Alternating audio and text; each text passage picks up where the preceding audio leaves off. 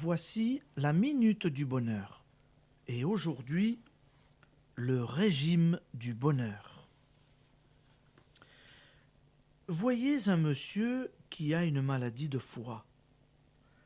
Le médecin lui indique un traitement, force gouttes ou pilule, et un régime. Le monsieur évite pendant quelque temps graisse, alcool, œufs, bref, tout ce qu'on interdit aux hépatiques. Mais il retombe dans l'abus des nourritures qui le tentent. Il prend ses médicaments, ce qui n'implique qu'un mince effort. Guérira-t-il? Il n'en prend pas le chemin. De temps en temps, une crise lui rappellera qu'il devrait éviter les mets défendus, mais la gourmandise aura tôt fait de lui faire oublier ce qu'il se doit à lui-même. Il n'en conclura pas moins que son médecin n'est pas un as et que les médicaments sont inefficaces. Il en est exactement de même en ce qui concerne l'application et la connaissance des lois du bonheur. Naturellement, nous voulons être heureux, bien portants, prospères et vivre dans un univers en paix.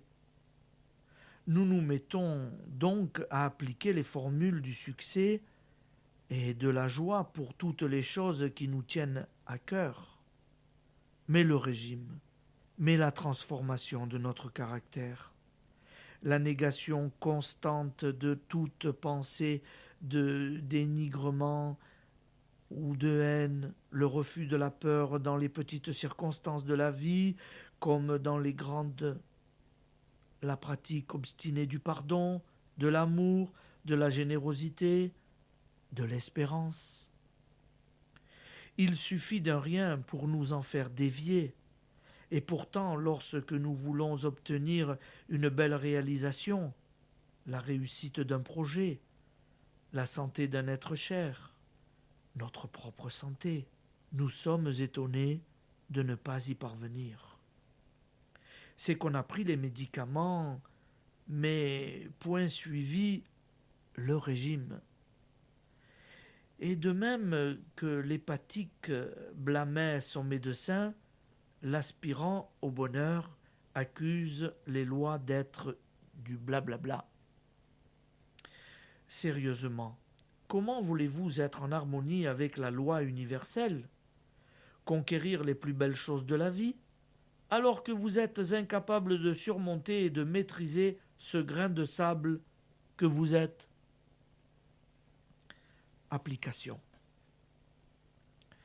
Lorsque vous fermez la bouche avant d'avoir prononcé la petite phrase dénigrante que vous alliez dire, vous travaillez efficacement à être prospère et bien portant.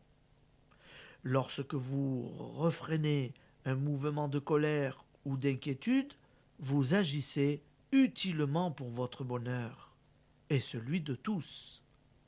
Voilà ce qui compte. Cela peut être moins amusant que de jouer au fakir en concentrant la pensée sur des ambitions. Mais la carrière de fakir est pleine d'embûches, et même lorsqu'elle semble réussir, elle peut avoir de terribles conséquences. Croyez-moi, l'application constante des lois du pur amour est seule créatrice de tout bien. Merci et bonne journée, amis auditeurs. À demain.